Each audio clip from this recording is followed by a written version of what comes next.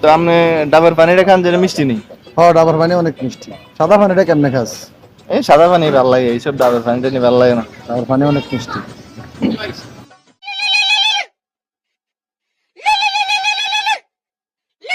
আমার একটা ফোন আছে, আমি কথা কই। আচ্ছা ঠিক আছে। হ্যালো।